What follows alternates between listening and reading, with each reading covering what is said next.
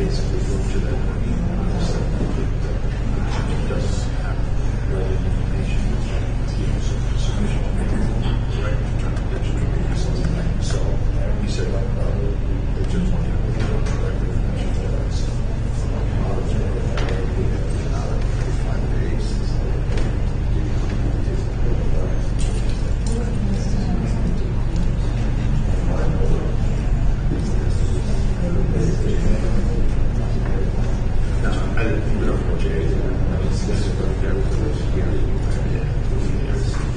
on the record.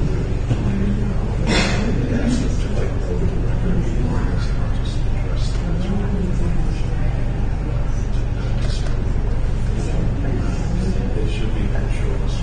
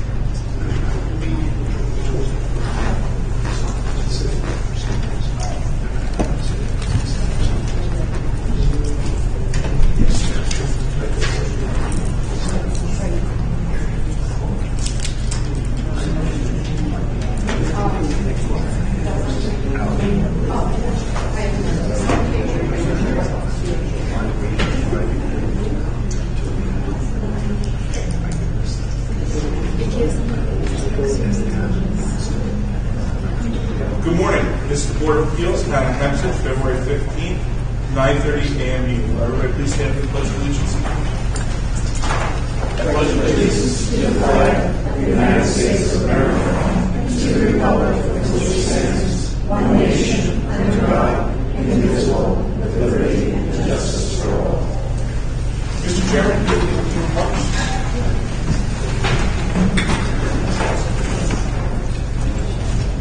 Many of you have been here before, and the protocol that we follow is as follows. First, we'll call the cases. The applicant will come up and make their case. If there's any opposition, then we'll hear the opposition. And at the conclusion of the opposition's presentation, we will have the applicant will give the applicant a chance to rebut. And then we will close the case. Some cases will be decided today. Some cases will be decided, will be placed on hold, depending on the circumstances and the testimony. There will be no talking over each other. We have a court reporter. These proceedings are live streamed. The court reporter makes a record. And for your information, any of you who would like to see this later on, you can live stream it at any time.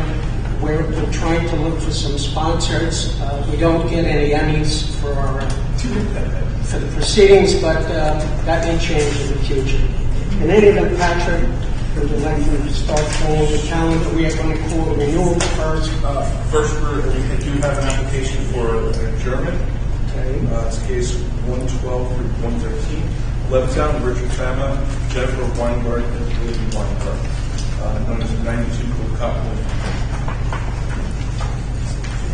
State your name and address.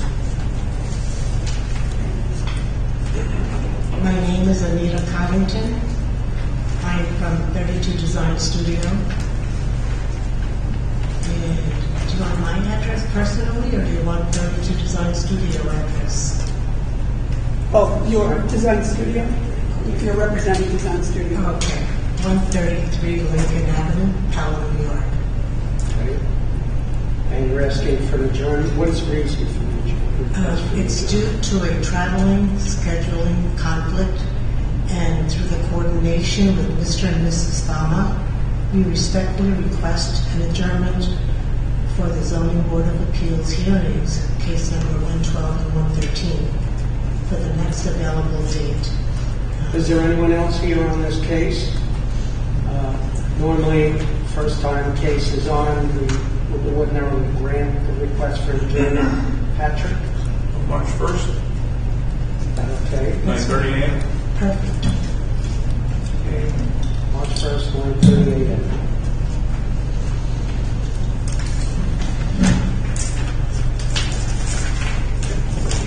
That's done. Okay, thank you. Next case.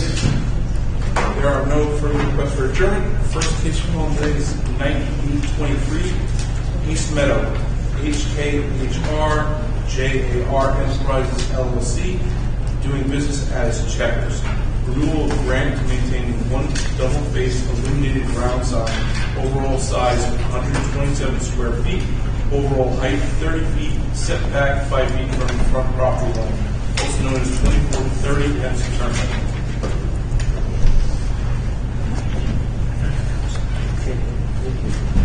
The building department inspected the premises on December 19, 2022, and found that the applicant was in compliance with all previous conditions imposed by this board. Anything else? Mr. Chairman, I would just move that hearing be closed with an application on decision calendar. Second. All in favor? Aye. Opposed? And abstentions? Mr. Chairman, next I call case 10223, Merrick William A. Shower, renewal grant to maintain two-family dwelling, also known as 2287 Sherman Avenue. Thank you, Ray. You swear from tell the truth, the whole truth, nothing but the truth, so help you God. Please take a seat, state your name and address for the record. William Stewart, 2287 Sherman Avenue in Merrick. This is what the case is about. It's to maintain a two-family residence.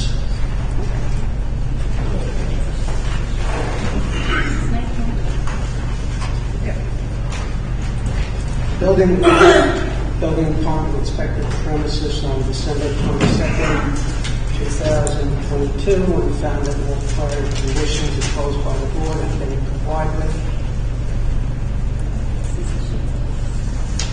Do you have anything else you'd like to add? No, sir.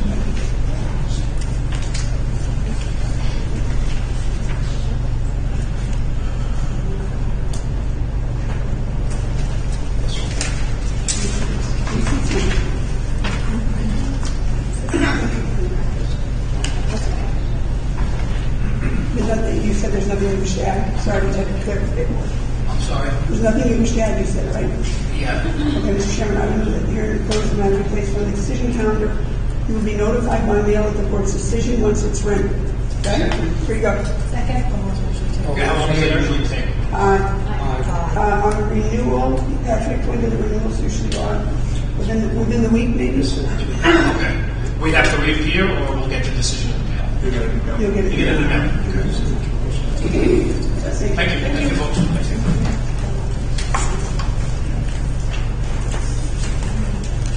Next we have case 9923 Levittown, Brian and Susan Schmidt. Special exception to maintain accessory structure, shed, higher and larger than permitted and exceeding horizontal maximum on both sides with less than required side yard setback, also known as 25 as a spiral ring. You swear or affirm to tell the truth, the whole truth, and nothing but the truth, so help you God. Please take a seat, state your name and address for the record. Name is Brian Schmidt, 25 Spiral Lane, Levittown.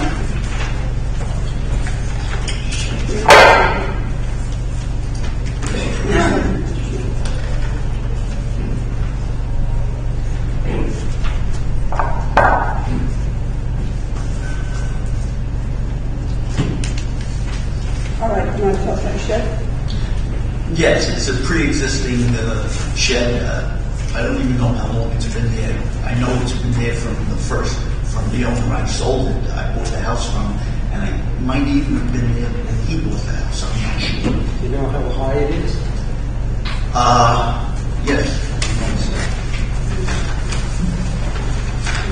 I think it's 13.6. Where 9 is allowable, right? Pardon me?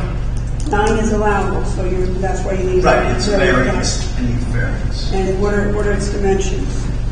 12 by 16. Okay, 12.3 by 16.3. Oh, 12, all right. And 12 on each side is allowable, so you need the horizontal maximum on each side. And then you also need relief for the size overall, meaning the square footage, 144 square feet is allowable. And I'm not sure what you're proposing. I think it's 192. I think your thing says it's 204.18, so we'll go with that number because that's on the papers. Right? And then the last thing you need is a rear yard relief on the shed. Yes. Your corner property? No. No. So your shed appears to, I can't make out the numbers on here. Where's the side yard? I know he needs rear yard, but I don't see that. They have down as rear yard, side yard, that's really rear yard. It should be side yard. Side yard required 2, and you have 1.7 and 1.0.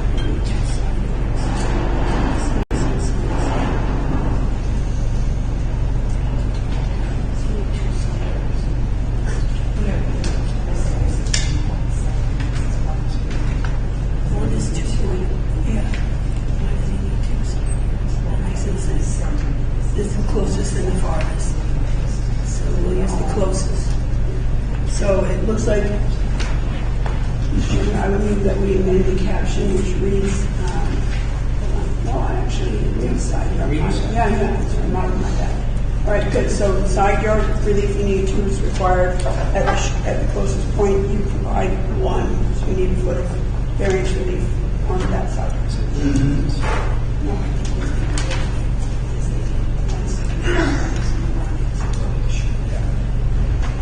And that's all you need to do, right? Yes. Motion. I move that hearing be closed and that is based on the decision calendar, Mr. Schmidt, be notified by mail. The board's decision once it is ready. Second. Have a nice day. All in favor? Aye.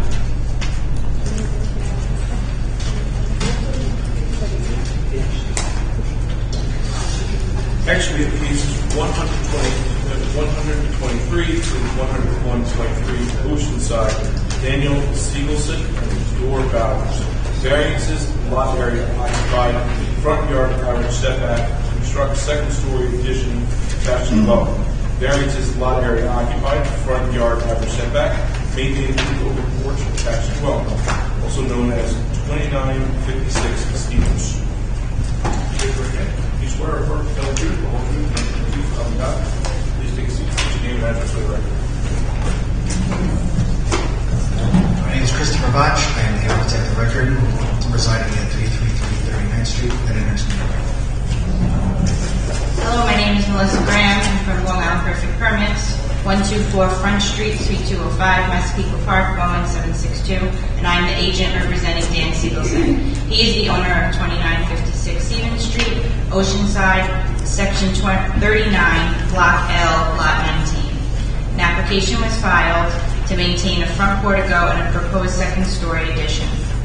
The proposed second-story addition and front portico exceed the maximum permitted lot coverage of 27.5%. This lot maintains 36.05%. This lot is a 40 by 100, which makes it a substandard lot. The front portico and proposed second-floor addition do not meet the required front yard setback. The average front yard setback is 19.2 feet. The setback to the existing house is 17.5. The setback to the front portico is 12.3 feet, and the proposed setback to the second-story addition overhang is 15.5 feet. My clients purchased the property in 1988. The existing front portico was added in 2003 for weather protection and aesthetics. The second-story addition will add additional bedrooms to to accommodate my clients and their children. Most of the homes on this block were built in the 1930s, and we feel that the improvements are not out of character for the neighborhood. I also have pictures from Google of the neighboring houses, just so you can see that most houses are, similar. So the proposed second-story addition will not come closer to the front yard than it does the existing portico that you seek to maintain. Correct. And I'm sorry if you already gave the letter outside proposal. 36.05. And all of that, I presume, exists already, if nothing on the proposed addition is outside the footprint.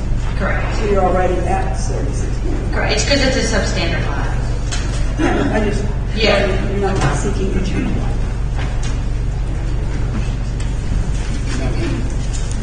Is there anybody else on this case?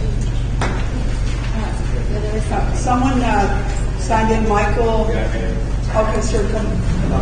If you wish to speak, come on. Okay, why don't you come up to the podium here and let Patrick Levy swear this gentleman in.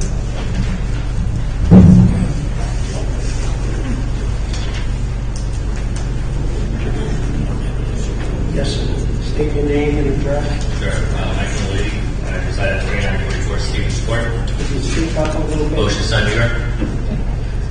So my property is on the side street behind this house, and my concern is the retaining wall is crumbling into our street, and I don't know what the construction will do to the existing yard and retaining wall.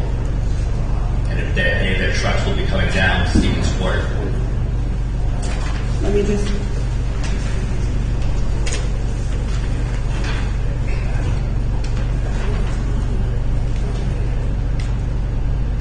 I'm just trying to find you on my map. I apologize. Oh, I found you. It's the right way to the backside. So you're sort of catty corner to the back of their property. Yes. At the end of the at the end of the end. street. And your concern is with, I presume, with the second story. Second story and construction going on, the retaining wall to their yard is already crumbling into our street, Stevens Court. That's going to have any effect. So your concern is the structural integrity. Yes. I believe that would be handled by the engineering department at the time.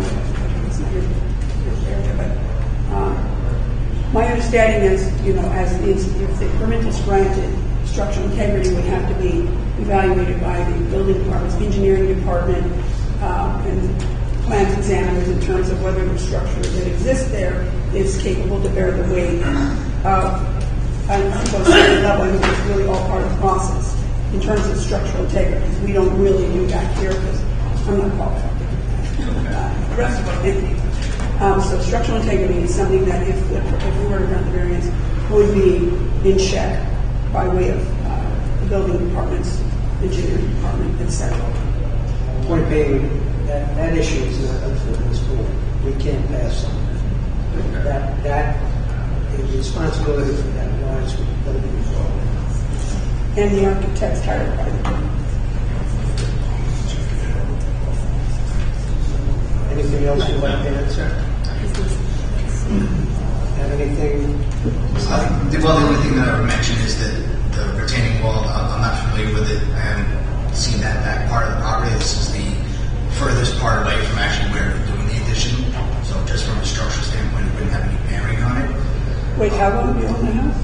I'm the architect. Oh, you're the architect. Correct. And when you drew the plans, you didn't check out the structure? Well, no, this building structure, yes. He's speaking about the retaining wall that's on the backside of the property, which actually has no bearing on the structure of the building itself. Well, what does it hold up? I mean, what does it hold? Well, retaining wall by definition holds up soil and that kind of stuff on the back of the property. And That's what I thought. We are essentially, But if you're evaluating putting additional weight on a structure, and there's a retaining On the wall front that part of holds the the layout that structure sits on, I would assume it you is take a not look at it. close proximity. Who owns the retaining wall? Yeah, the actual rear yard is 45 feet away from. I understand. I just still thought a holistic approach would make sense. Do you happen to know who owns the retaining wall? I do not. I'd have to take a look at the maps and see if it's actually on our property or not, or if it's in the right of way. How high is it, do you know? I do not know. Yeah, this thing, yeah, It doesn't even have a retaining wall on the survey. Yeah. Okay. It's listed even on their property. So it might be actually in the right of way, which wouldn't even make it Make it the owner's count. obligation. Is there anything else you'd like to say? Yes, sir. Do I have a motion? Any questions for the board? I move that the hearing be closed, the matter be placed on the decision calendar. Everyone who signed in on the case, both of you, your client, engineer, and producer, will all receive a copy of the board's decision by mail once it's rendered. Second. Thank you. Have a nice day, everyone. Thank you. All in favor? Aye. Opposed? Next is cases 10323, 104. East Meadow, Jacob and Lindsay Jar. Variances, lot area occupied, rear yard, construct two-story addition, roof over porch and roof over patio, all attached as well. Maintain 7-foot and 8-foot high wood fence. Maintain 5-foot and 6-foot fence forward of the dwelling, Clear Meadow Drive, put in place, also known as 220 Clear Meadow Drive. Start our brief, all of that.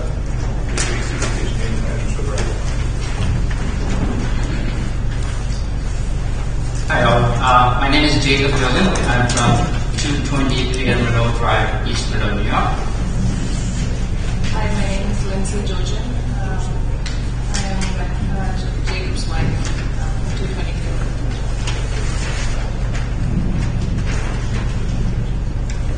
We would love to add a two-story addition to our existing home. We understand that requires a variance. Also, would love to maintain or keep our existing fence and the shrubs nearby. We're requesting your approval for the variance.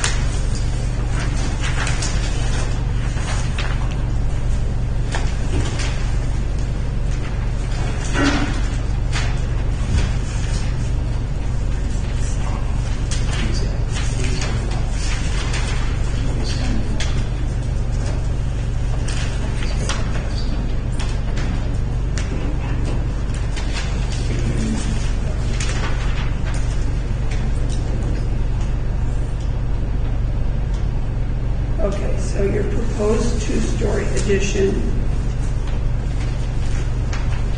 let's see, your front door is on the side of your house. You consider that the side, right, you're a corner property, but that's what you consider the side. And that is, I'm trying to see the measurements, is it 16 by 30 maybe? Yes. Okay, and what is that, what is the purpose of that portion of that? We are planning to have a bedroom on the ground floor. Okay. And that proposed addition triggers a lot area occupied and a rear yard variance. Right. So what is, you're in B zone, 27.5 is allowable. What is the lot area occupied? It's 29.27. 29.27, okay. Yes. And why that triggers a rear yard variance. Now, that appears to be 15 feet from, if I'm reading this right, from the rear of your property. Does that sound about right? 16.15 from the fence.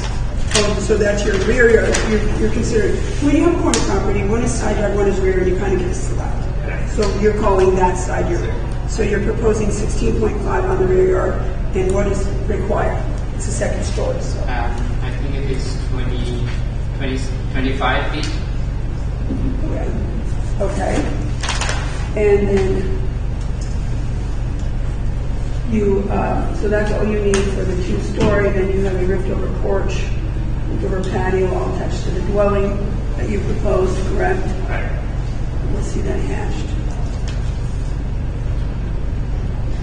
It's not clear where that is, at least you see it hashed. This is our front. Is one of them on the front, one of them on the back? There is a small patio, porch on the front, in front of the door, and the back side, using the patio, so making it to the back side of the house. Okay. And then to the fences. Let's talk about the fences. 7 and 8 foot living fence. It doesn't say forward of the dwelling, but I'm looking at a diagram here that says 8 foot high tree shrubs that are running along the property line on Plymouth Place, which is forward of the dwelling. Right, the right side of it. So it's an existing shrubs here, we're just maintaining it. Do they go all the way to the, I don't have north-south arrow, do they run all the way to the rear of your property line? So the front of, yeah, I think that picture. Well, they sort of, if I was standing at your front door looking out, they're on your right, To the right side. and they go all the way to the side, to the property line on Plymouth Place, right? Right. So And they run some number of linear feet down, and then they end where it appears the chain link fence starts. Right, so we have disconnected trees, shrubs after that. So it's only in the front we have a continuation, and on the right side it is individual shrubs. Right. And your neighbor, the canyon is small. The canyon and Tensio, your neighbors right there. Where's their driveway? The driveway is in the center. So Their yeah. driveway. Well, their driveway starts not at the end of our property. If they have To the other So side. as I'm On the passing other your side. hedges, walking toward your neighbors, there's the hedges end, your chain link fence starts, and then your neighbor's driveway's over there. the neighbor's driveway is on their right hand side of the house, so it's not where the tree ends. on the Okay. other side. So it's on the other side. It doesn't block there. This was pre-existing from the time we bought the house. Never changed. And then we have a proposal for a 5 and 6 foot fence forward the dwelling on Clear Meadow Drive and Plymouth Place. Is that the fence that, does it start at your driveway and run? In front of the Gamer Drive, yeah, it's the side of the driveway. Runs And, goes south? to the 5 feet, yeah, 5 feet, and goes to the It's left. 5 feet Gamer high. Drive. It's Sorry. 5 feet high and runs south to your property line. Then it turns Yeah. and runs chain link at 6 feet high. 6 feet high, yeah. It's on the back side of the house. And is it see-through chain link? Yes, it's easy to change.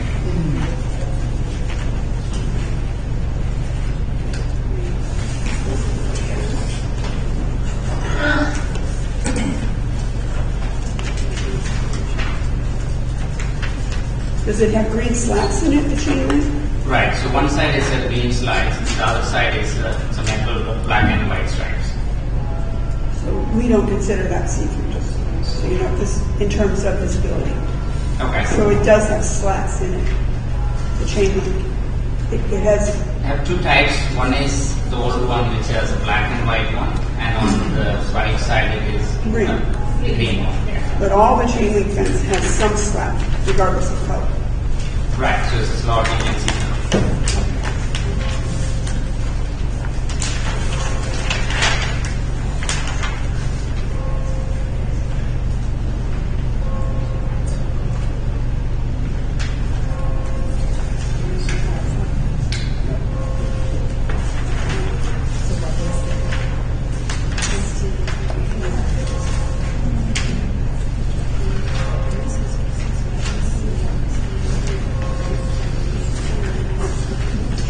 And the chain link fence that's 5 feet, so you have the 6 here, 5 here, and then you have the one with the green that pushes the edge.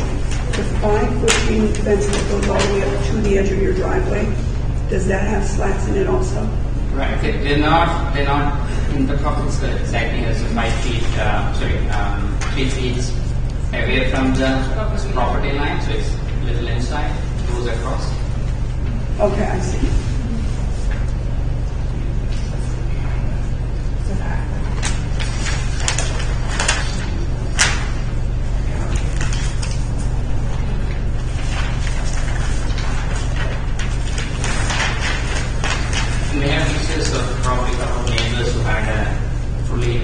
fences like very next to your property, so probably.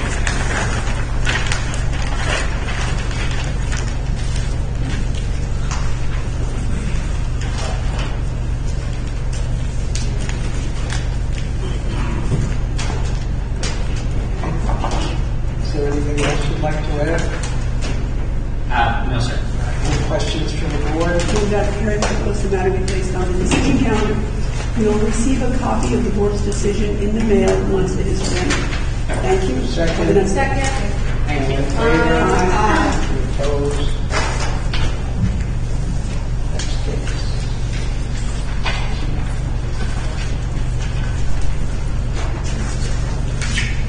Next we have case 106-23, Leathertown.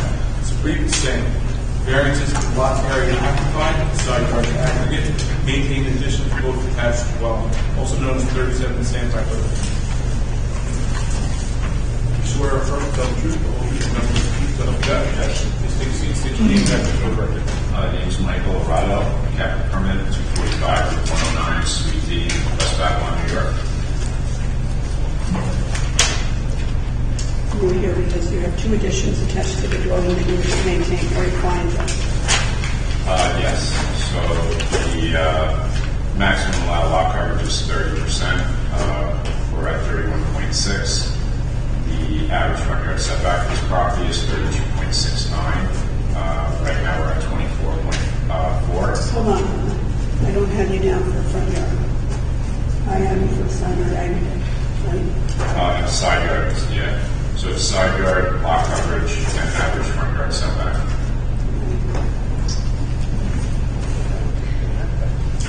Go on.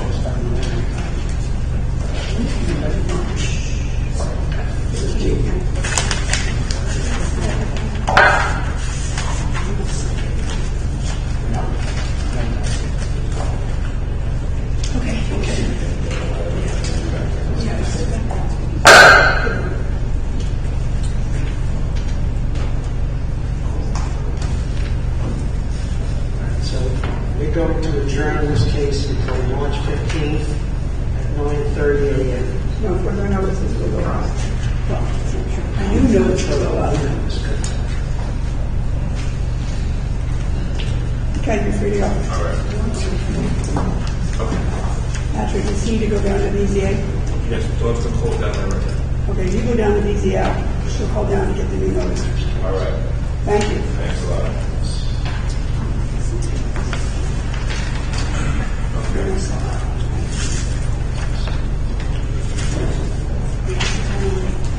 Next, we have case 10723 through 10823 Seaford.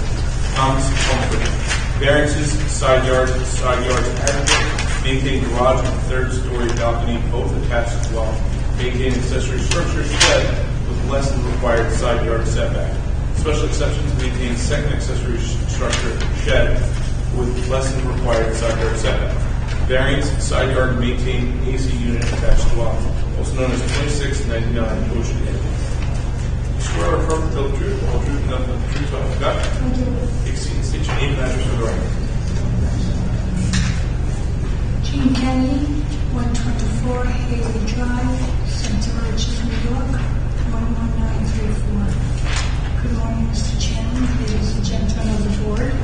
Mr. Thomas Murphy of 2699 Ocean Avenue, Seaford, residential AE7 zone, is seeking variances to allow a 10.7 by 19.6 foot side yard on the garage on the north side of the dwelling, having a side yard of 2.3 and 5 feet is required, and an aggregate of 8.33 feet when 12 feet is required. Also maintaining a third-story rear balcony that is 4 feet by 43.8 feet long, having an aggregate side yard of 8.33 when 12 feet is required. Maintaining an elevated AC on the south side of the dwelling, which is maintaining a 4.1 side yard when 5 feet is required. Maintaining an accessory shed that is 8 feet by 12 feet with a side yard of 0.4 feet, and a special exception to maintain a second shed that is 8 feet by 10 feet and maintaining a 0.5 side yard setback. The sheds have been on his property since 2000. Mr. Murphy has lived in his home since 1996 and has been impacted by Hurricane Sandy in 2012. At present, he has an open permit 16-3910 for the flood construction, and would like to have it closed out. All plumbing permits for the storm damage have been closed out. The garage is covered over as a carport, and it was converted to a garage in 2020, along with the addition of the balcony. His abutting neighbors to the property on the north are most affected by the garage and sheds at 2695, and have provided the board with the consent decree. Ms. Kennedy, when you mentioned the side yard area for the garage, did I understand you correctly that the side yard area is 8.33, and I thought you said word 12 is required, but isn't it 15 required? I think it's 15 required. So you propose 8.33 on aggregate? This is an AE7 zone, flood zone. According to the architect's permitted here, it says 12 feet. It's what kind of zone? 12 feet. It's an AE7 zone, 12 feet. You mean, when you say flood zone, you mean it's an AE7? Yes. That's your BFE. Right. That doesn't pertain to the side yard, that I know. But at any rate, I have a question. The plans show this second floor deck. You're here for beneath. It says, hold on, let me ask this question. Side yard, side yard, maintain garage, and third story balcony. Is that this little 3 foot, 4 foot. Above the second floor. is it like a Juliet balcony? Yes. Oh, not See it on the site plan? When I said Juliet from the side, it looks like a little tiny. This is Romeo and Juliet. And by the way, Santa in the picture too. So in the photograph submitted for maintaining third-story deck, there's the third-story deck balcony. There's a second-story balcony that appears over, I don't know if it's a carport or just a patio with a roof. It's just a second-story deck patio, which has a permit. Okay, but there's a different structure of this style that was the one that was imposed to create the garage. Correct. It was a carport up until 2019, and it was converted to a garage in 2020.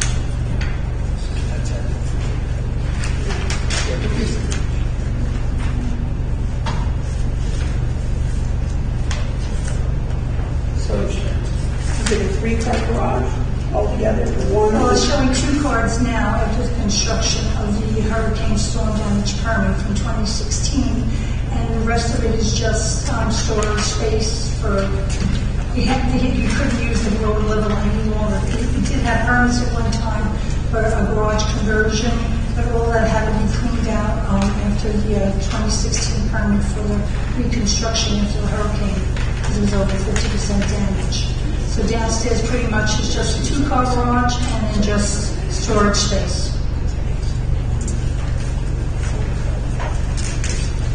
Oh, you're on a canal there. He has classic cars. He likes to go to the car shows on around, so he keeps them in the garage.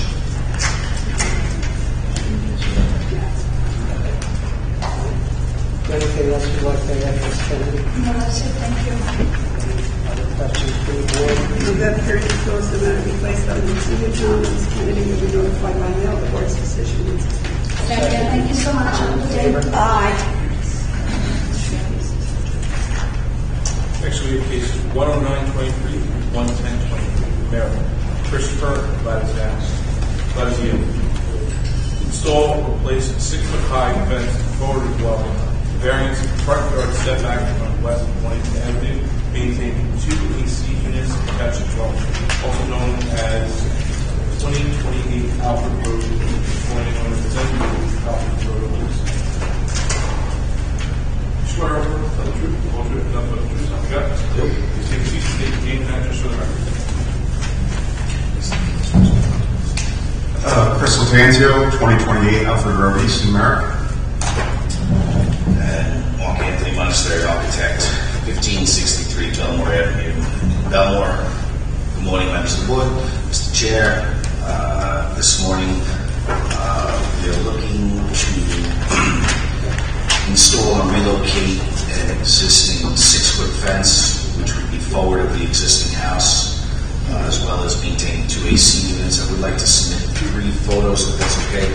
One of the front of the house, one of the existing fence, and the existing AC. The clients have been in the house for several years with the existing fence approximately 4 feet forward of the home. On this inside of the lot, this is a corner property. They're inevitably looking to gain a little bit more space for the rear yard.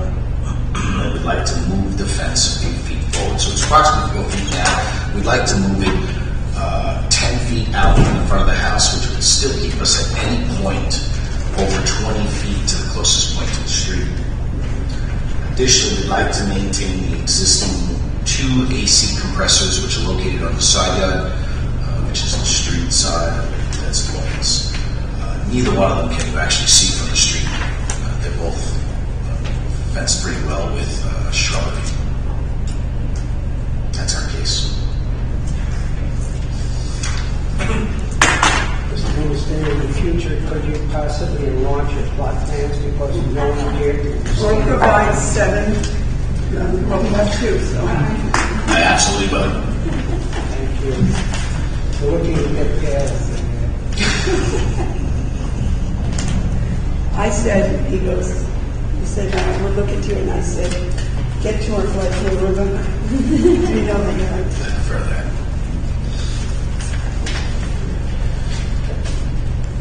Do I have any questions from the board? Is that your Yes, that's my case. Move that the hearing be closed, the matter be placed on the decision calendar. Mr. Monastery, Mr. Lantanzio, both receive that one board's decision by now once it's ready. Thank you. Second. All in favor? Aye. Next, we have cases 11123 Alma Raruga Khan. Maintain 4-foot-high fence, with living fence varying in height from 10 feet to 15 feet, both located in the clear sight triangle, and all fences within the clear sight triangle at corners of driveway, and forward of the dwelling on Hempstead Avenue and Pleasant Place, which makes it substantially obstructing light, also known as 30 Benson Avenue. Swear or affirm the truth, the whole truth, nothing but the truth, so help you God. Just take a seat and state your name and address for the record. Nicholas Capucci, CAPPUCCI. I work for Todd O'Connell Architects, 1200 Veterans Highway, Suite 120, Alcohol, New York.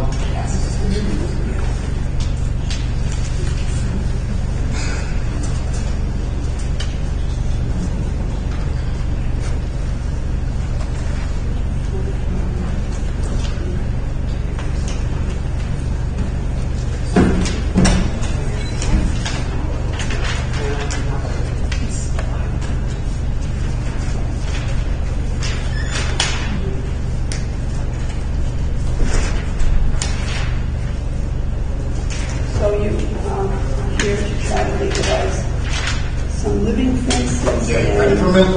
Good morning. Good morning, Chairman. Good morning, members of the board. So we got new chairman. I had a pleasure of presenting in front of you. Last time I was here, actually we were here for this case last year, March of 2022.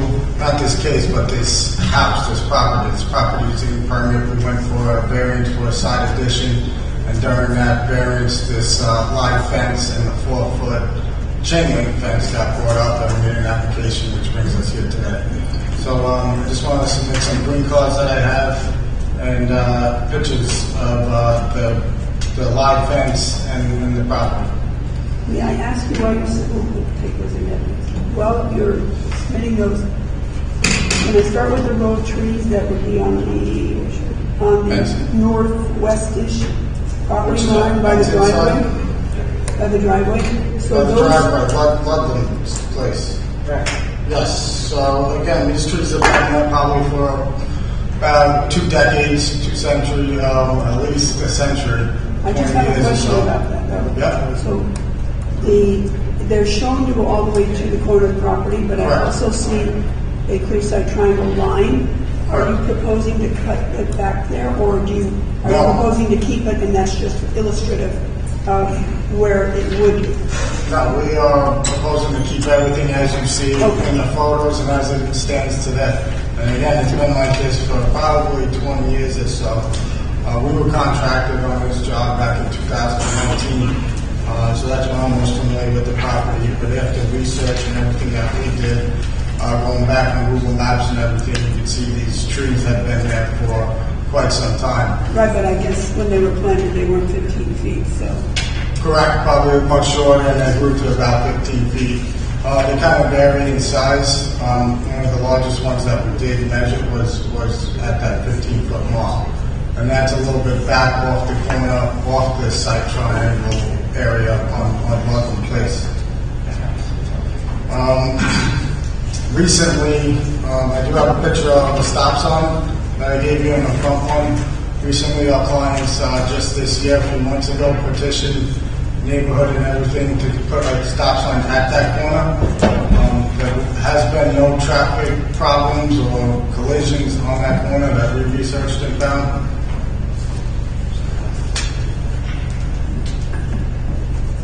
With the addition of that stop sign on that corner, it does help the site view and the site triangle as you approach that corner.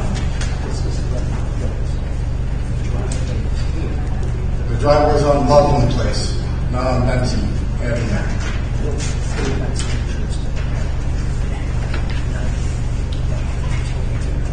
Just a minute, we might have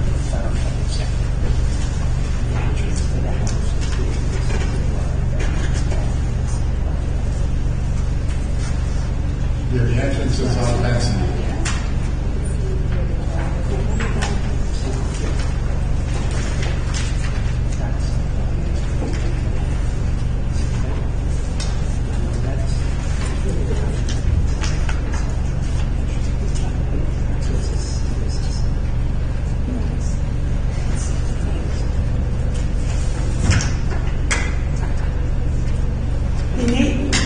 The neighbor Coleman to the south of you, where's their driveway? The driveway, you see on the Google photos, it's the opposite of the tree. So if you go on the second picture that I sent in that package, you'll see a Google photo aerial view. The driveway's on the right side of the house, away from the trees. Yeah. You see the car's parked on my property, my property in that Google photo.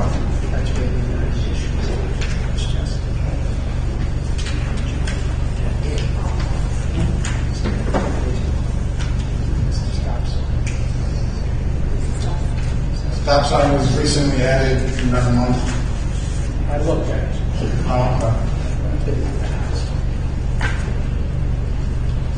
I believe they're in current construction too with that side addition that we got approved last year. Is there anything else you'd like to add, sir? Any questions from the board? Move that the hearing before the matter is placed on the decision calendar You'll be notified by mail of the board's decision once it's ready. Second. Thank you. All in favor? Aye.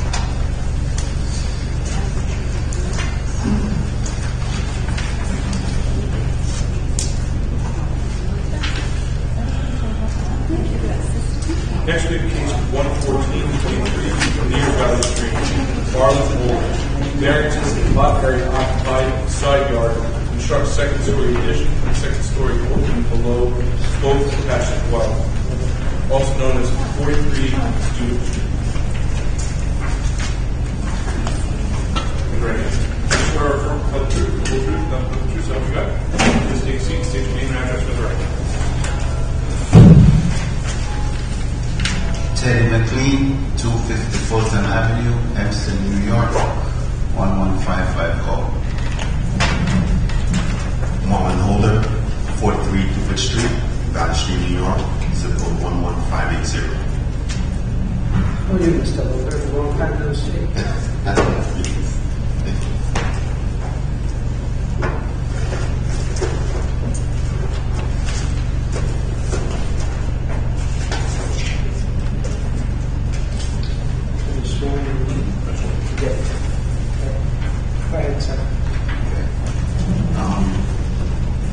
I'm representing Unique Designs at the said address, and basically my client Mr. Holder is looking to add some square footage on the second level and first level to accommodate his growing family, and he's in need of added bedroom.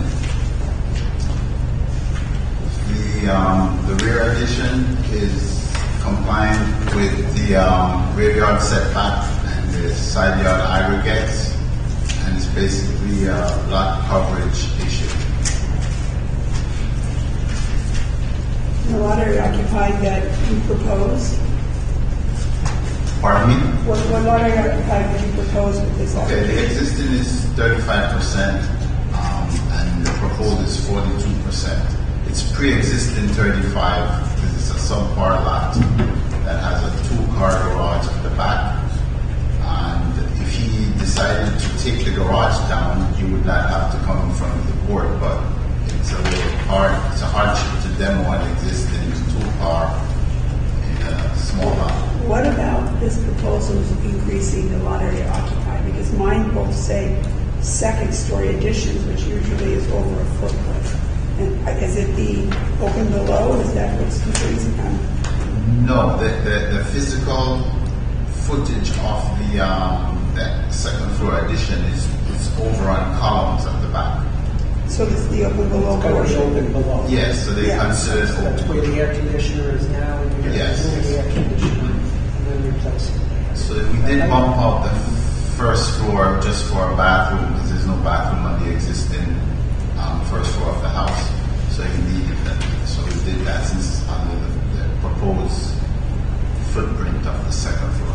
And the side yard variance that you need for this proposed addition, while it's a side yard variance, it's not any closer to the side yard property line than the existing house is. You're not No, approaching- it isn't. We actually set Little in less. to make it a better situation.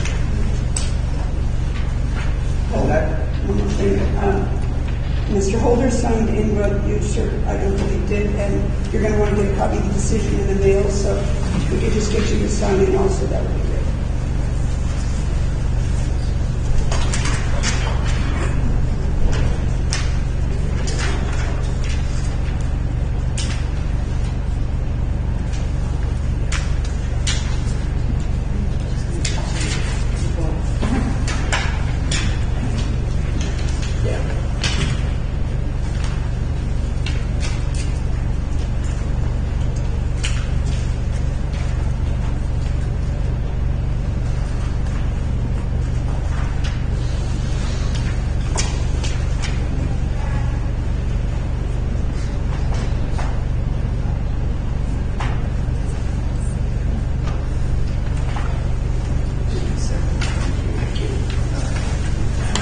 With that, Mr. Chairman, I would move that the hearing be closed without being placed on the decision calendar. You will both receive a copy of the board's decision decision 5-0-1-6 rendered. Thank you, gentlemen, and have a nice day. Thank you. Second. All in favor? Aye. Next, we have case 11523 Franklin Square, Michael Girolamo. Variances in front yard setback on Dickens Avenue, rear yard, construct second story addition from open porch, closed attached home, also known as 640 Woodland Avenue. You swear or oath to tell the truth, the whole truth, nothing but the truth, so you got? Please take a seat, state your name and address. Tina Pangallo, 549 Hempstead Turnpike, West Hempstead, New York, 11552. Good morning, Chairman and members of the board. I'm representing Michael Girolamo of 648 Morton Avenue in Franklin Square. The property is located on the northwest corner of Morton Avenue and Dickens Avenue in Residence D.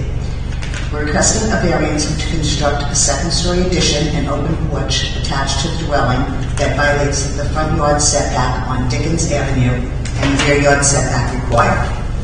On a corner property, the front yard setback required is 25 feet. The front yard setback on Morton Avenue will be 27 feet and will comply, but the front yard setback proposed on Dickens Avenue is 13.51 feet to the second-story addition and 8.50 feet to the open porch. In 1973, a variance was granted to construct a one-story addition that violated that front yard setback on Dickens Avenue, and the second-story addition will be built over this addition. That would be the 13 and change, right? Correct. The proposed construction also violates the rear yard setback required of 25 feet. The rear yard setback proposed will be 22 feet. There is an existing detached garage in that area that will be removed.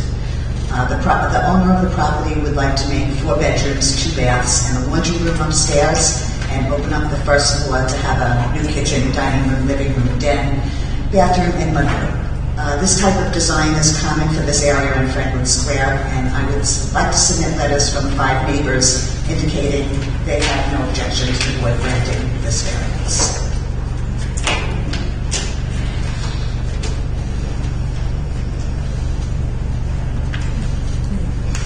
Do you know when the garage will be removed?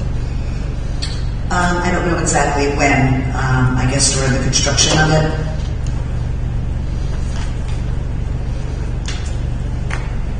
That's your case. Yes. Any other questions from the board? Move the hearing to close the matter placed on the decision calendar. Ms. Pangallo will be notified of the board's decision once it's complete. Thank you very much. All in favor? Aye. Opposed?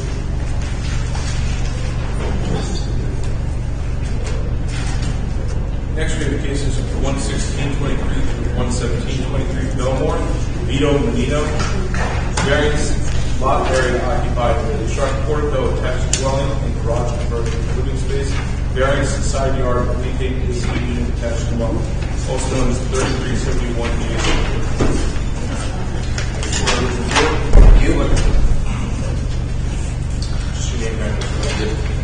Once again, good morning, members of the board, Mr. Chair, Mark Anthony Monastery, architect. My office is located at 1563 Belmore Avenue, Belmore. And this morning, I am representing my client, Mr. Menino, who is the occupant and owner of the subject property. I would like to submit just 2 photos, one of the front of the house and one of the AC. So today we are requesting variances to construct a front portico, which is also in conjunction with some interior alterations. We'd also like to maintain an AC compressor located too close to increase the lot coverage from the permitted 27.5 to 31.27.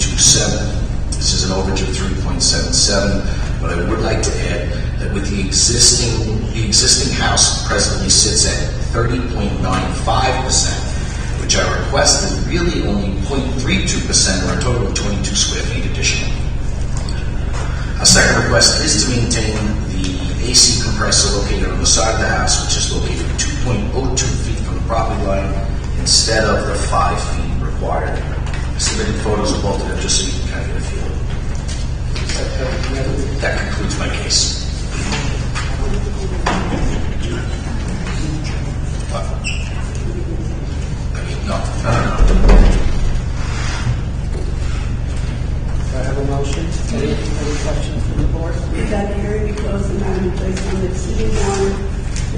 posterity will be notified by mail of the board's decision once it's ready.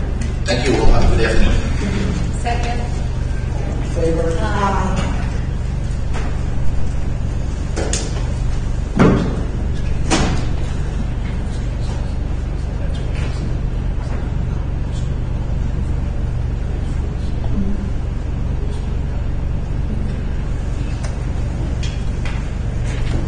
We'll go out of order. Next case we're going to address is case 22 of 2023, the News Summit Realty Inc. Variance in North Street parking, construct two-story mixed-use building for retail and apartments. That's on Hempstead Turnpike, 261.26 feet west of Belmont Road, also known as 443 Hempstead Turnpike. Patrick Bush. And CPC reviewing this approval given a five.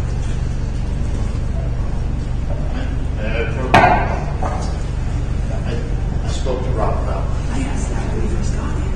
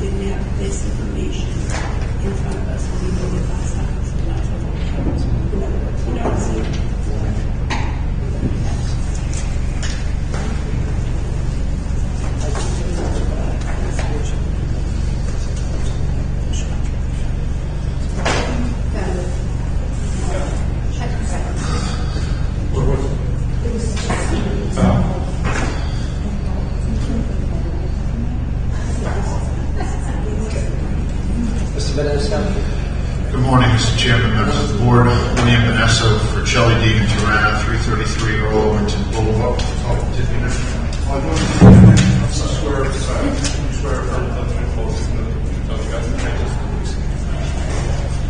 I'm sorry. Good morning again, Mr. Chairman, members of the Board, Vanessa Forcelli and Tirana, 333 Earl Ovington Boulevard, Uniondale, New York, here on behalf of Lou Summit Realty, Inc., the applicant and the owner of the subject property. Mr. Lawrence Lou is present this morning as well.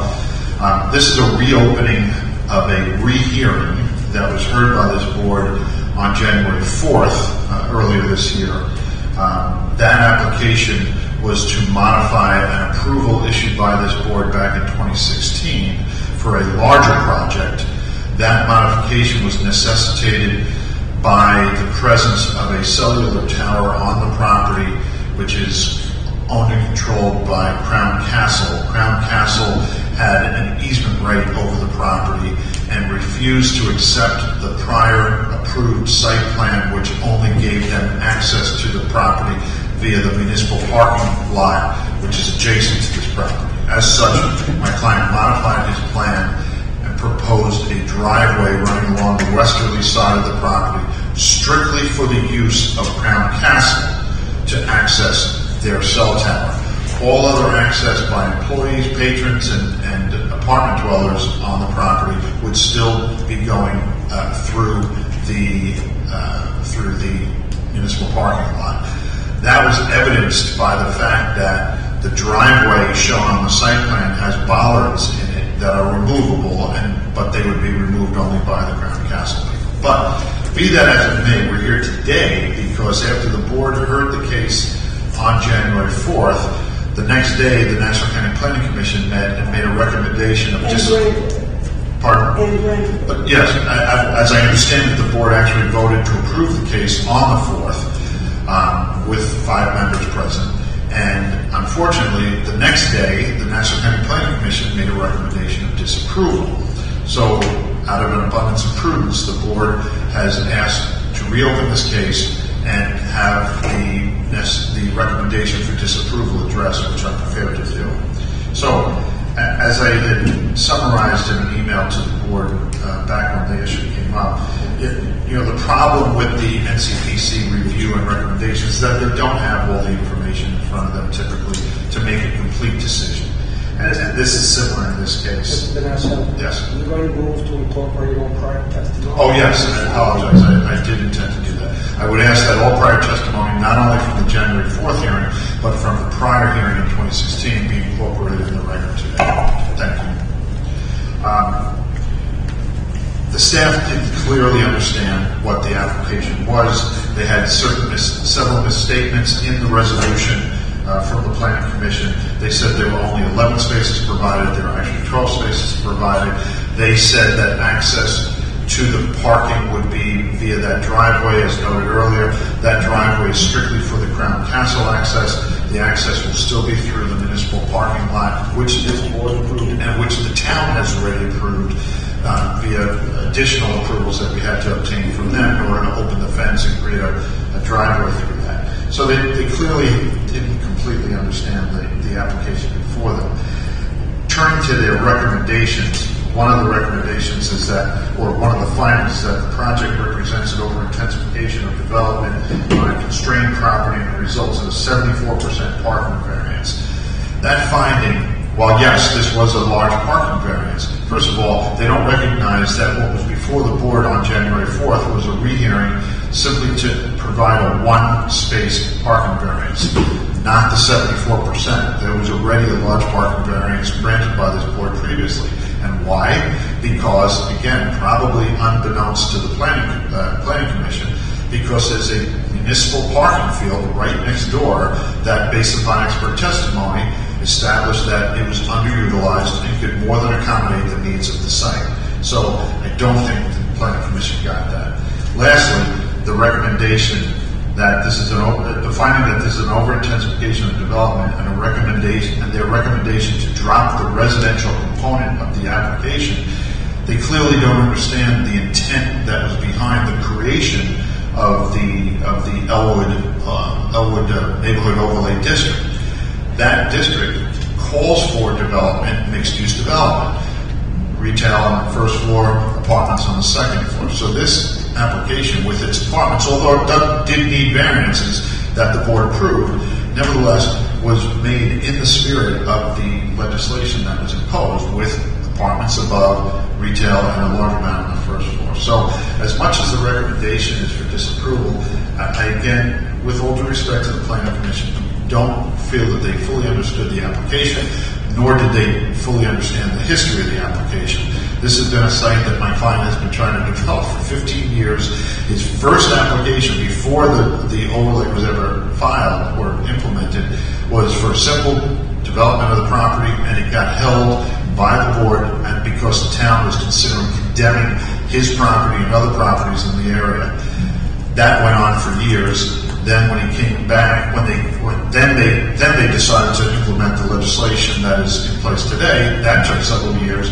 Then he came back with his application in 2016, got it approved, had problems with Crown Castle, had to have a rehearing, and now the latest delay is this issue. So we would ask that the board override the disapproval. We recognize that the board only has 4 members present today, but that doesn't preclude the board from hearing this case and holding decision until you have 5 members available. And Ms. Vanessa, just to make one point, that second issue, the second recommendation made by, it's clear by the language of it that all of that is again about the parking, the on-site parking, which is something you addressed in the first one. It's really just 2 different ways of describing their issue that they don't believe there's enough on-site parking. So you've addressed it thoroughly. Agreed.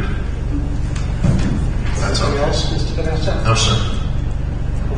Any questions from the board? Move the hearing to close the matter based on the decision calendar. Mr. Vanessa, you've been notified by mail that the decision was approved. Second. Have a nice day. Second. All in favor? Next, we have case 71622 Franklin Square. Jennifer Sullivan. Special exception to maintain accessory structure, pool deck exceeding floor level action on 3 sides, so known as 759 3rd Avenue. Square or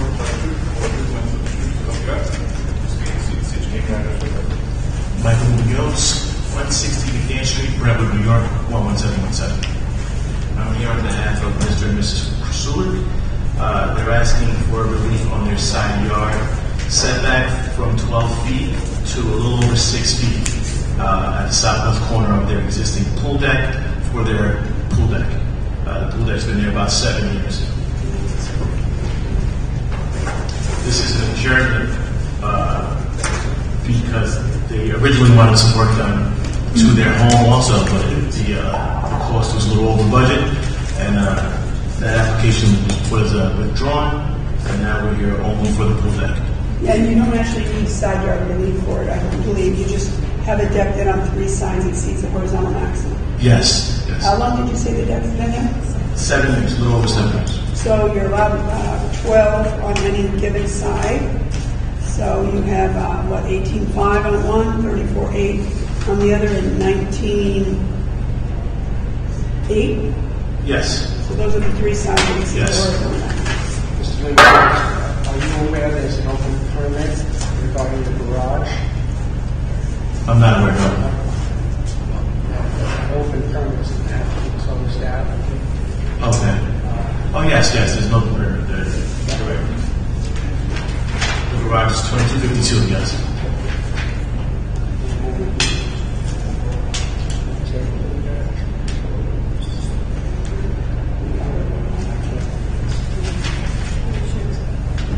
Oh, this is that one that's weird. Proposed rear addition, maintained pool deck. Yes, the rear addition is gone. Yes.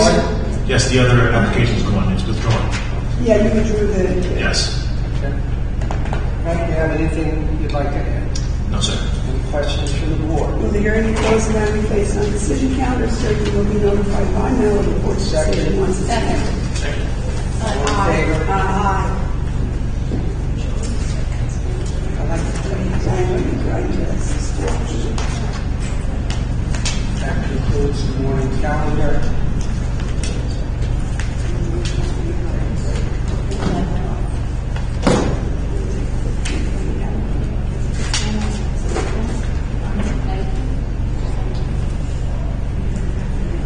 All right, we're going to take a short break. We'll be back at 10 after 11.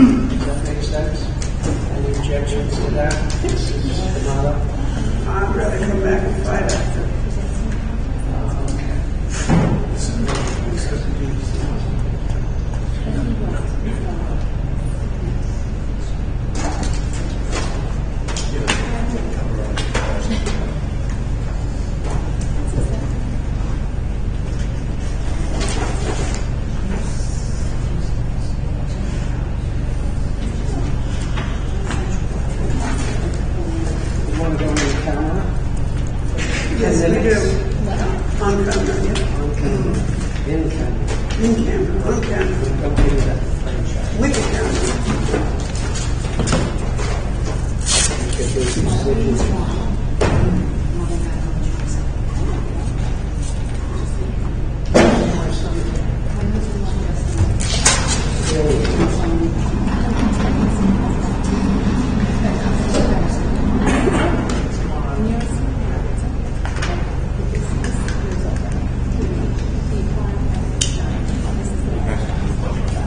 Yes, because they were good. But then these big blocks. Tomorrow, in 3 weeks.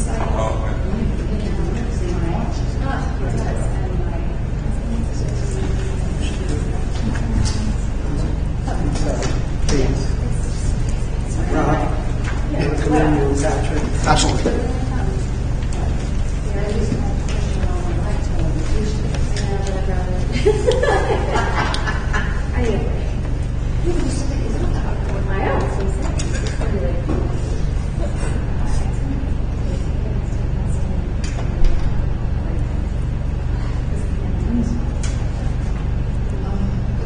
Exactly. All right, I'll see you soon. Yep, see you.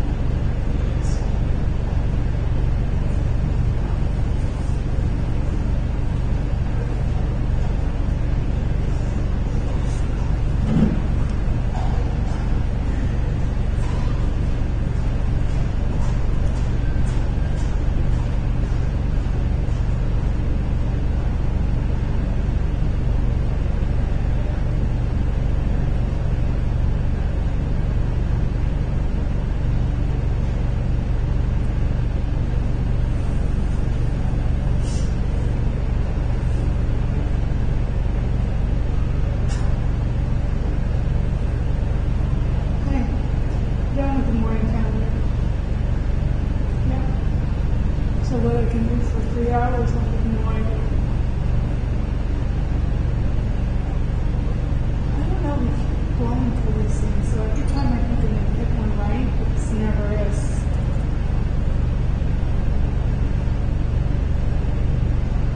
Let's see what's on my calendar. 1, 2, 3, 4, 5, 6, 7, 8, 9, 10,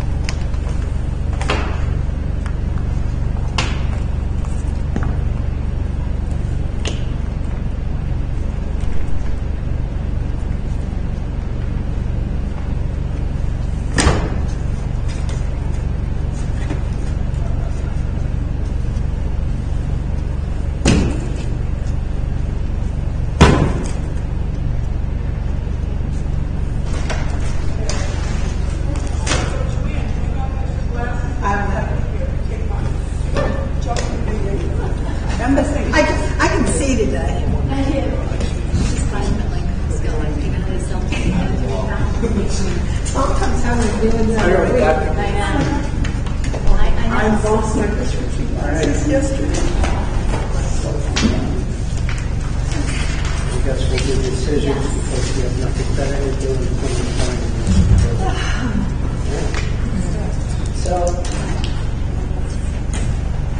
ready? Okay. First case, 98 of 2023, East Meadow. HK Charge AAR Enterprises LLC, DBA Checklist Renewal. Renewal of the grant to maintain one double-faced illuminated ground sign, overall size 127 square feet, overall height 30 feet, setback 5 feet from the property lines outside Hempstead Turnpike. Property address is 2430 Hempstead Turnpike. Yes, Mr. Chairman, I will make two motions actually related to case 98 of 2023 as you described it. My first motion would be that there was no one present in opposition and the applicant was not present, but we had the building department's report. So I would first make a motion that we grant a waiver of appearance to the applicant. Second. All in favor? My second motion, Mr. Chairman, would be as it relates to the same case 98 of 2023, again as you described it, that we move to grant the renewal, same conditions, 5 years. Second. All in favor? Aye. Okay. Next case, 99 of 2023, Levittown, Brian and Susan Schmidt. Special exception to maintain accessory structure, shed iron larger than permitted and exceeding horizontal maximum on both sides with less than required side yard setback. Address is 25 Spiral Lane in Levittown. Any discussion? If not, do I have a motion? Case 1923, Levittown, Brian and Susan Schmidt, at 25 Spiral Lane, be approved as requested. Do I have a second? All in favor? Aye. Next case, 101 of 2023 Oceanside.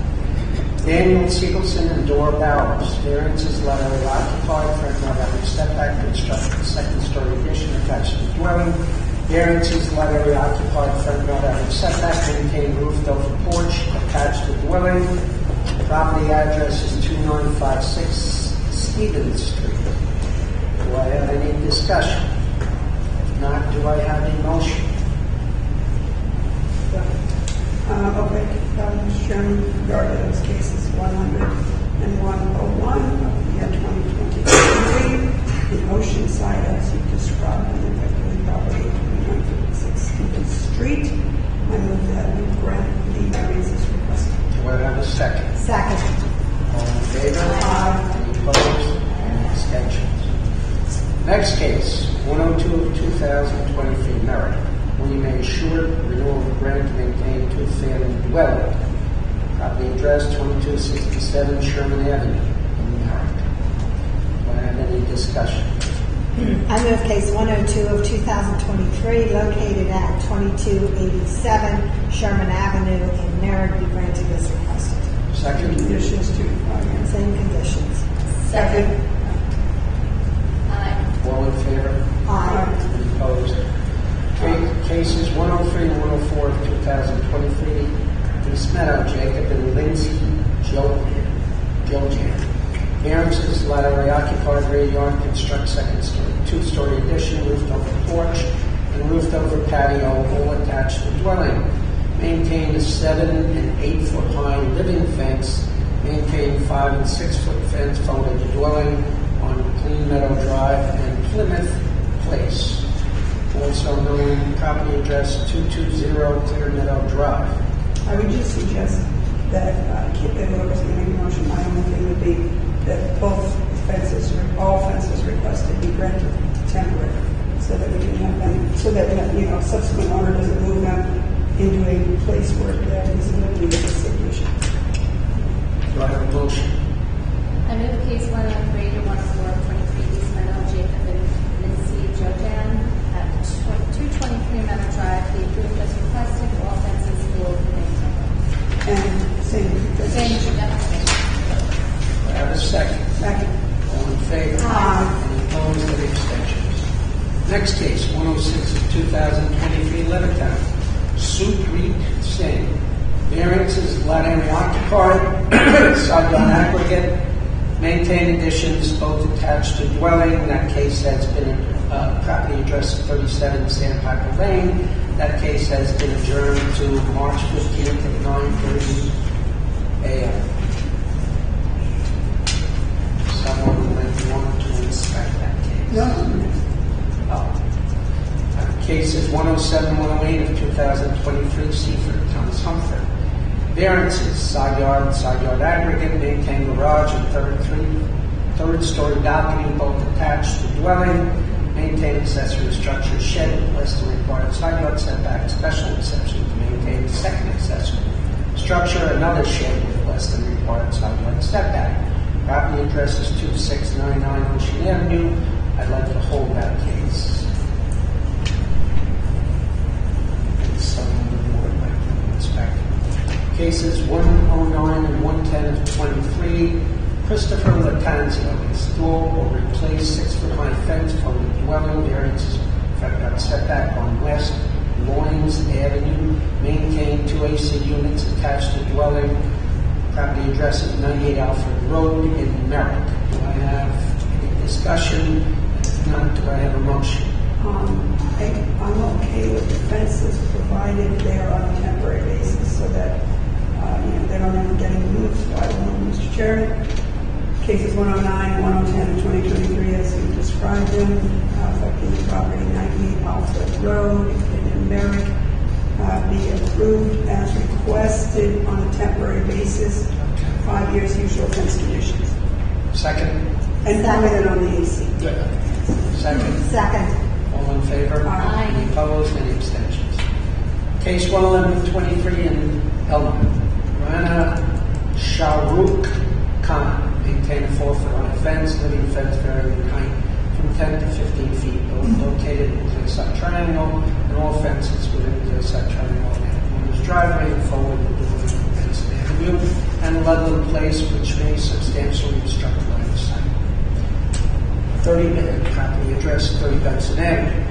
Do I have any discussion? Well, Mr. Chairman, this is the case where the applicant had pointed out that the fence has been there a significant amount of time, which it's living, so it's not as if it was always 15 feet tall for all this time and successfully and safely lived there. This case, some of the fencing that did not seem to be an issue. Some of the living fence that, for example, we normally, of course, I know they recently put stuff on in, and it did seem to be not creating a safety issue. However, the portion of the fence that runs up to the living fence that runs up to the applicant's driveway clearly obstructs any vehicle from going in or out of that driveway, and as to both pedestrian and vehicular traffic. So I don't know exactly what the solution might be, but I think that is a safety issue that has to be addressed.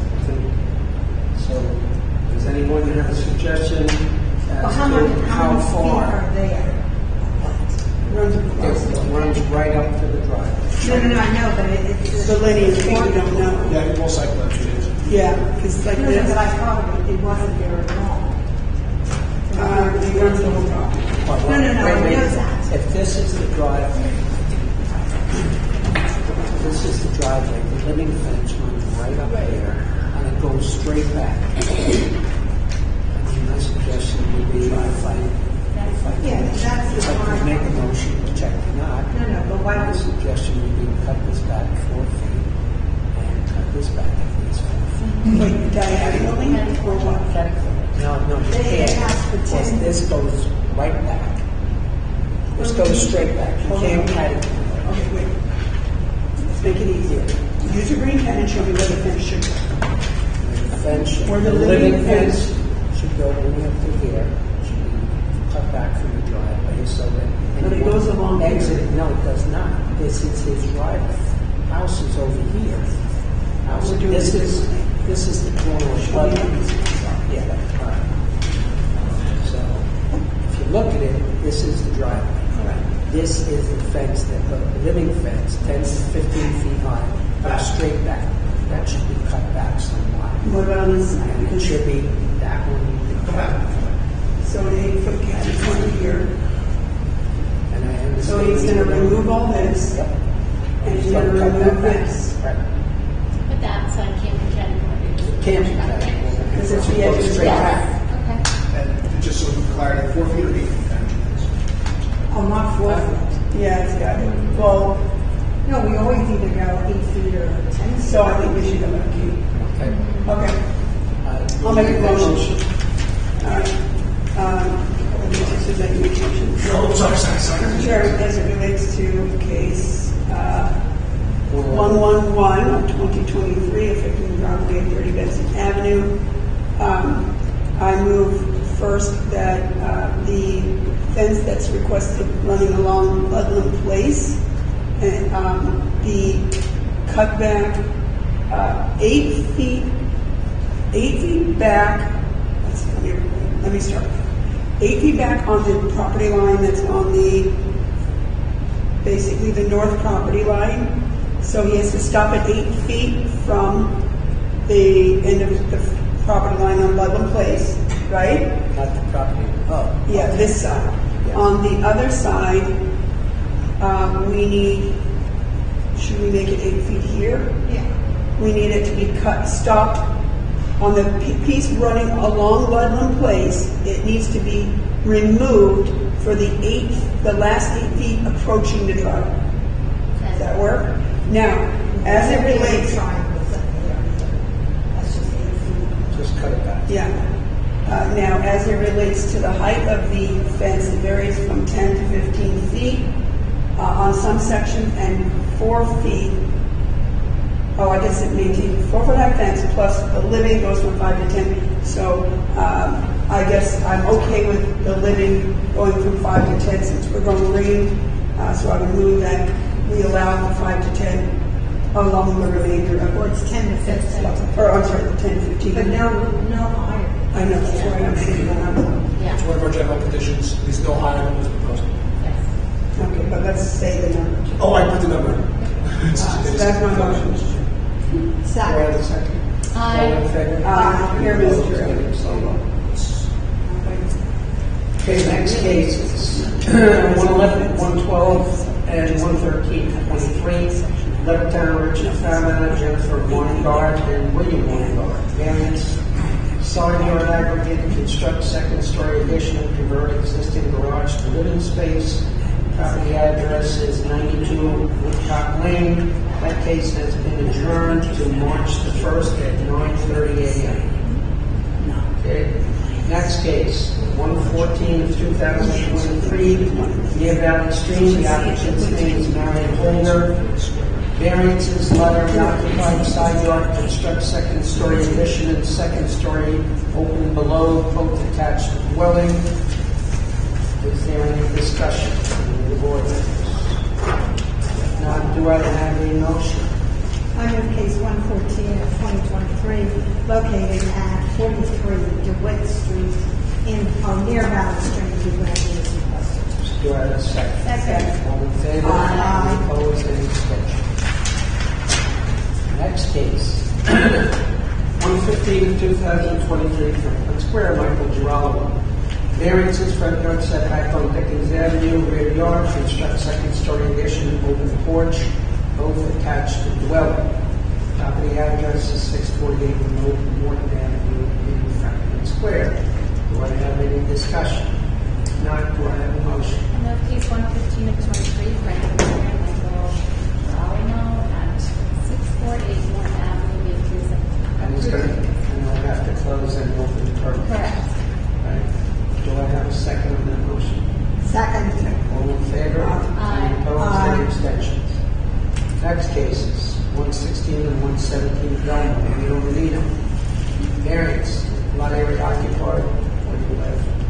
Lot area occupied, construct portico attached to dwelling and garage conversion to living space. Variance, side yard, maintain AC unit attached to dwelling. Property address is 3371 Jason Court in Belmont. Do I have any discussion? If not, do I have a motion? I move cases 116 through 117, located at 3371 Jason Court, Belmore, be granted as requested. Second. All in favor? Aye. Any opposed? Any abstentions? Next case, 7/16/2022, 7/15 has been withdrawn. Jennifer Pruslik. Special exception to maintain an accessory structure pool deck exceeding horizontal maximum on 3 sides. Property address is 759 Third Avenue in Franklin Square. Do I have any discussion? And if not, do I have a motion? I move case 7/16/22 in Franklin Square, Jennifer Bruslick at 759 Third Ave, be approved as requested. Close that open permit notice. Second. All in favor? Aye. Any opposed? Any abstentions? Next case, 22/2023, Elma, use Summit and variance in off-street parking. Construct second-story mixed-use building for retail and 8 apartments outside of Hempstead Turnpike. Property address number is 443 Hempstead Turnpike. I think we're going to hold that case. I agree. That's what we need.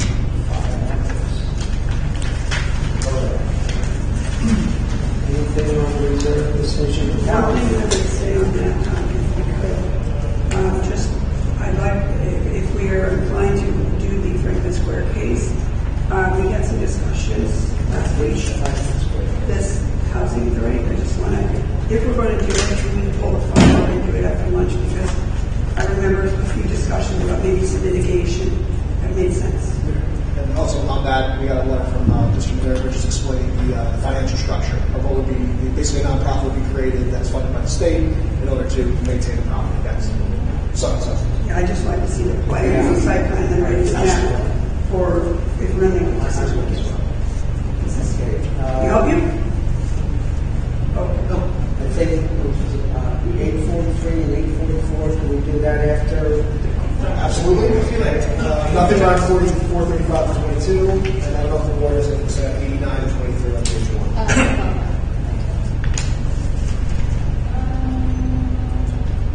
Yeah, I did go inspect that. However, Which one are we on? sorry, we are on 89. Can we just pull the plans on that? Sure. Just so I can see, and then we'll talk about it after, because I took pictures, but It's sometimes easier to draw. Did you want to? What did you say about 843, 844? We're going to do it after. We're going to do that after lunch. Has anyone else looked at 54 through 57 and wouldn't get it? I am not. I would like someone else to go look at that. That was, That was the basketball hoop. Oh, I looked at that. I don't even need to look at it to say no. Wait, are we still talking about 89? Sorry. John? It's Jenny Meredith and Almont. That's Rousey. Just a minute. I looked at that as well. Not just some stuff. There's letters and paper. Took pictures, but I just verification. Yeah, we'll put the plans, we discussed that. Hold on. I looked at 54, 57. Page 2. Bottom of the line.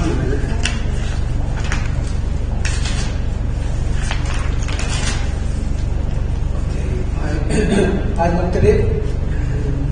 I cannot make the motion, but if I could make the motion, I would deny 54, 5, and 6. And I would grant 57.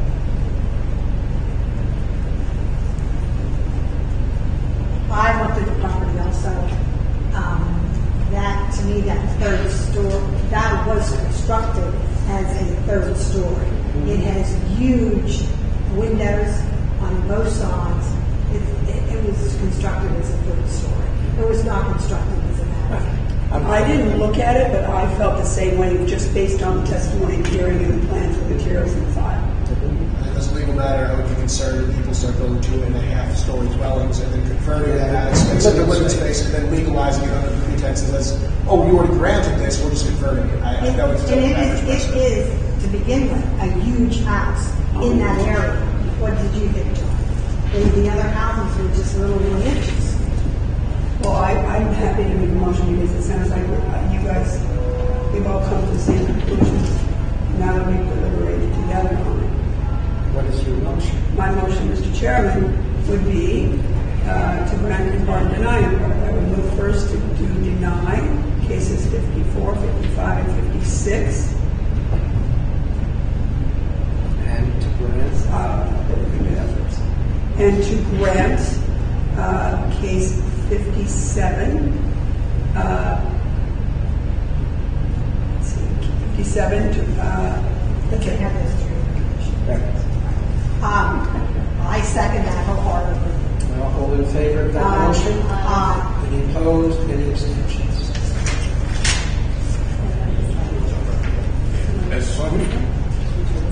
As KTK group? yeah, as far as KTK group, we did send out to the building department to inspect the basements. They were able to get into some of the basement structures. They were able to get into the one that was in particular was the nail salon. While they were there, they met with the worker at the front, called the business owner, allowed access to the basement, observed the following. Finished 3 rooms, key lock, 1 built for massage and waxing, 1 kitchenette area with a refrigerator, microwave, slop sink, storage throughout blocking other side of the next room, bed frame not set up, 1 bathroom, unfinished area, 3 mattresses stored, worker explained area used for breaks, massage and waxing. Advised key locks to be removed and install smoking carpets. And they sent photos. That's the neighboring. That's the neighboring. That's the nail salon in which they were saying they were living in the basement. Yeah, they weren't able to get into the applicant's basement. We're going to hold the case. There's no explanation why they just haven't. Did they ask to do so, or was it blocked? Was it not open at the time? Not allowed access. That's what We're going to hold the case until. And what are we going to do about, what's the building department going to do about the other thing? Yeah. I'll make sure that they go. Yeah, we need that is a huge safety issue, among other things. Can you imagine that lock, the place catches on fire? It's outrageous. We should have that shut down right away. Like, I don't mean, remove the lock. We should have it shut down. Not we, but we should send those who can. We can make those suggestions. And not some stupid notice of potential violation. They need a summons. But I mean, our more concern is stopping people from being in there right now. God forbid something happens. Well, I don't know. And I may have digressed from it, but there was a case in the paper today where there was an older, dilapidated house in Riverhead where there was a fire. And the town was sued as a defendant, as well as the landlord, and the plaintiff alleged inoperable smoke detectors. There had been citations served by the town of Riverhead, and they didn't follow up with anything. And now the plaintiff is asserting that they too are. I don't know what they didn't do it. Several times a year. You've got notices in municipalities. Several times a year we hear about fires and people die in the fire because they're illegal structures, locks on doors. It's already been followed. It's already with code enforcement. So the code enforcement's already. Yeah, but it's not just you violated the code. We need that. That used to look at the case reported in the paper today and see what they're like. Maybe whatever power they have, they need to exercise it, and if they can get a corner to lock that place up until it's properly, safe. I mean, I didn't see. I went to the rear of the property myself, and I looked. There was one dumpster out there. I didn't see any rodents, but of course I was there during the daytime. And these people living, all the objectors live on that one road, one street, and they face the back. It's a blank wall, and it's the back of the shopping center. But we're serious. More than just shopping center. Okay. All right, is that it? Well, administratively, the first is the extension of time. This is a case we granted back on August 3rd of 22 to build a new house. They need extension of time because of the 239F site plan review from the county. So they're requesting extension of time first time. Oh, so they have not started it? Correct, because they have to go to 239F with the county for approval. I'll move they say which time they need? Should we give it here? Usually the general Joe, that's practice. not, We can get that. I think we will.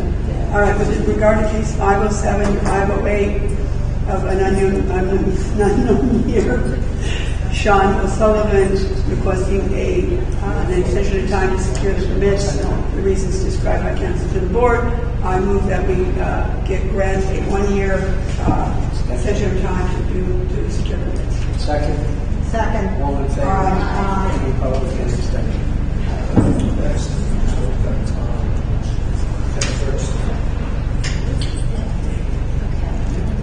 Okay, so I have a hearing request from Mr. Vanesso concerning the case. Sorry, my notes here. Concerning property located at 467 New Ridge Road in East Meadow. The case number granted 632-17. Wait, we granted it? Granted this case with conditions. He's asking a reopening because there is a hearing. Apologies. There was a condition in that case that was specific to a dentist's office. The dentist can only practice there. They have other practitioners that will be using it non-consecutively, but they want to be able to all utilize that premises. As of right now, the notice is 3 separate practitioners that would want to be able to use it. Okay, but wait, was there a parking variance as part of that? Let me see.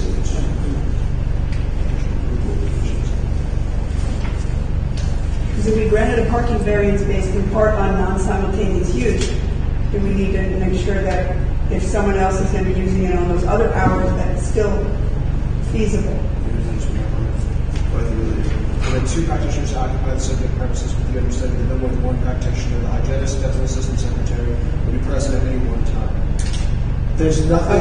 I don't mind opening it for them to reconsider one of the conditions of the other side. Do you mind? Is it a private house? It's a private house that has permissions to use it. It's one of those houses that they... Yeah, the use is permitted for a sole practitioner and residence zone. But is it even used as a house anymore, or is it just one of those... From what I'm reading, it's not. It's one of those where people come in and out. Multiple practitioners trying to use this residential area as their So it had no condition that the practitioner had to live in the house too? That's not the condition he cites to. It is simply an individual practitioner. However, I did speak with Mr. Vanesso, and he wanted to make sure that he wanted a rehearing because he wanted to ensure that all the conditions, if there's anyone that may come up against their proposed use, would be able to be addressed in this rehearing. So the rehearing is to evaluate, is to address all conditions. Correct. And propose, go forward, the use of property. Hence rehearing and not modification. Okay, got it. I move, Mr. Chairman, that we grant Mr. Vanessa's request for a rehearing as it relates to the case described by Mr. Bolton. Do you have a second? Second. Yes. All in favor? Any opposed? Okay, the next one. This is a more simple one. This is a case in which we granted subdivision and they never picked up the permits. The time for the permit to file extension time expired. The case is handwritten, but it's all here. The requesting reading is a 2018 case. How many? It's a 2-part subdivision, 2-lot subdivision. Their time to get the extension of time is expired, so they're requesting to rehear the matter for the same relief. Oh, I can't remember this name. Can you tell us? What time? West Hempstead. So we granted it, they just didn't pick it up. Yep, and the time for extension of time has since expired. It's over 16 months. It's West Hempstead subdivision that they didn't pick up. Or why did they die on their extension? He argued, it's in there, it says, lacking a hard time getting funding. COVID is the usual one as well. And it's a pro se applicant. Yeah, you can check these are hard, as she said. Williams, he's the man who wrote the letters, Williams and T's. The applicant is Jabiz Home Equities Inc., which is in Jamaica. The property is in West Hempstead. This is interesting. That's in 18. What happened? Oh, that's what minutes were filed. Oh, Yes, and so the permit numbers from 2018, we granted it on 9/30/2020. That's when the minutes were filed, and that's the pages where the minutes were filed. That's still 2.5 years. It's to maintain it, it's one new house, maintain and construct, and they do need front way, but I don't see why we can't, well, I think we might as well rehear it since we granted it. Rehear it, given that the only issue. So is it a different petitioner? As far as I know. I just wanted to know because this is not the petitioner that the check's coming from. Well, the petitioner doesn't need to be the one that pays for the application to be able to pays the disclosures to affect the property. Since it's the same address, they must have two companies. All right, so I move, Mr. Chairman, regarding case 18-4785, those have to be building properties. Right? Correct. And we rehear the case. Property at 42 Nellis Avenue, West Hempstead. Second.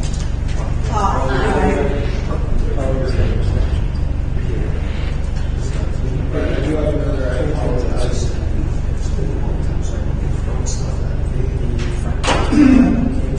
Okay. The next one I have is this is also right.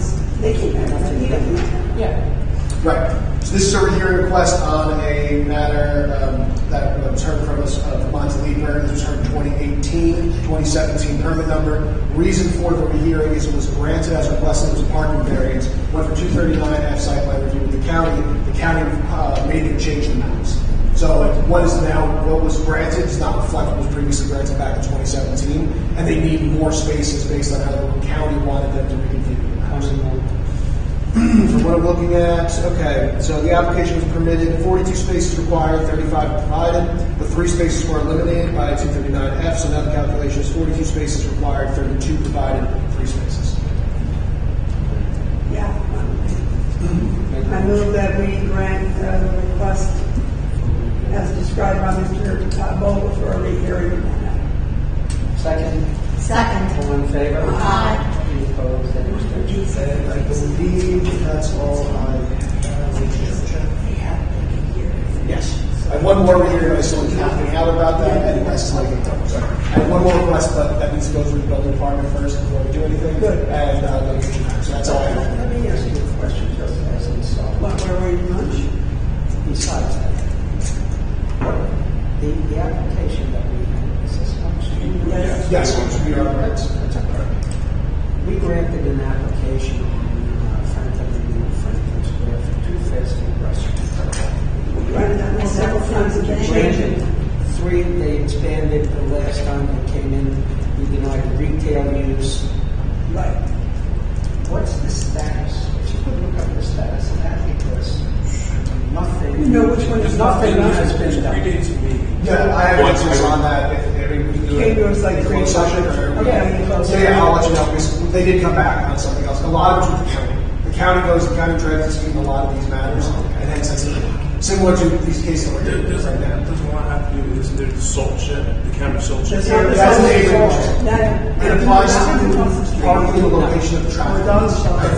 It's the traffic lights are a big thing. So they proposed to have. Yes, so they proposed to have traffic light in a certain area. The county refused to do so because it's too close to another traffic light. So we don't. As long as it's not, I don't understand. No, it's not. All right, now, who wants to make a motion for where we Make a motion to adjourn for lunch. I move we adjourn to lunch. Mr. Chairman. I second. For everyone. I know, adjourn. Okay. What about it? It's not much. Big lunch on the show. John doesn't speak English. Oh, You got it big.